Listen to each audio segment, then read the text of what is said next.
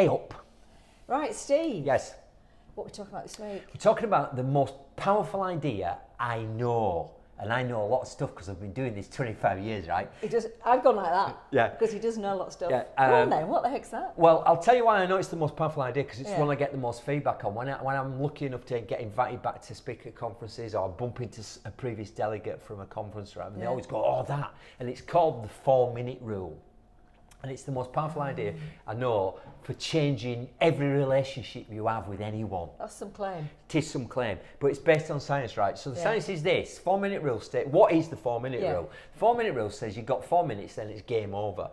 4 minutes to do what? Right, so as an example, well, actually more accurately, between 7 and 17 seconds. Best example I could give you breaking the 4-minute rule, not using 4-minute rule, would be you're checking into a fancy hotel and there's nobody behind reception to check you in and you stood around waiting to get checked in, right?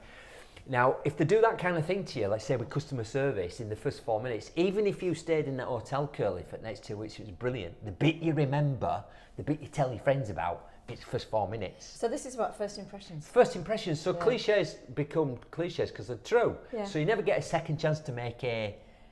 First impression. Correct. It's backed by science, right? Yeah. So what's the science then? So the science says that, well, they've done research with jury members. When does a jury decide that somebody is innocent or guilty? Within the first 4 minutes, within the first 7 seconds, based on how they look. So if you're ever in a jury situation, what you need to know is this. People, I know none of you will be, but people with symmetrical faces, Curly, were felt overall by the jury to be more, in other words, good-looking people, were thought to be overall more innocent. Oh, and God, that's scary. people with asymmetrical faces, in other words, ugly people, and you all know who you are, don't you, right, were felt overall to be more guilty. Now you may go, not fair, just true, right? So there's not much maybe you can do about your looks, but the impact you make. Right, okay.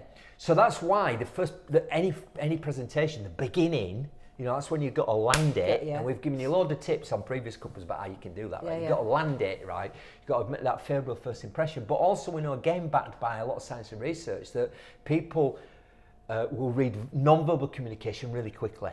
Right. So they'll be judging you before you have a chance, whether it's in a courtroom or a presentation or a meeting or a job interview, before you have a chance to open your big fat mouth. So it's how you stand, how you look, all that. It's going to be a big part of the 4-minute rule.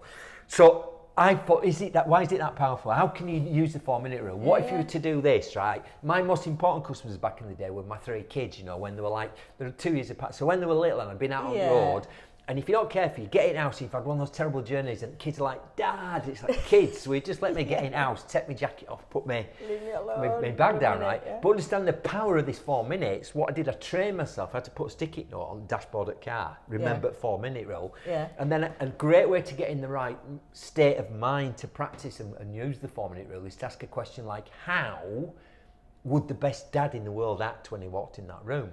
Or how would the best leader act, or the best nurse, or the best teacher, or whatever, right? Or the best presenter. So I used to say, how would the best dad in the world act when he walked in that room? And that's how I acted.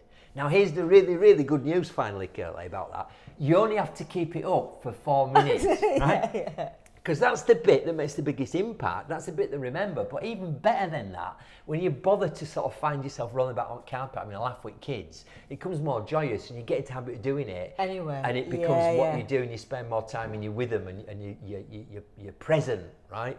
And I suppose the 4-minute rule is really about that as well. It's being present and being really sensitive. So go away. What if you were to go away and just micromanage every little 4-minute interaction, you know, throughout the day? So not just when you get home from work, be best dad or mum, but when I reckon, here's my final point. If you're a leader, which most people watching this are, and I'll count parents as leaders, I reckon how you walk in the mornings, how your team walk out last thing at night.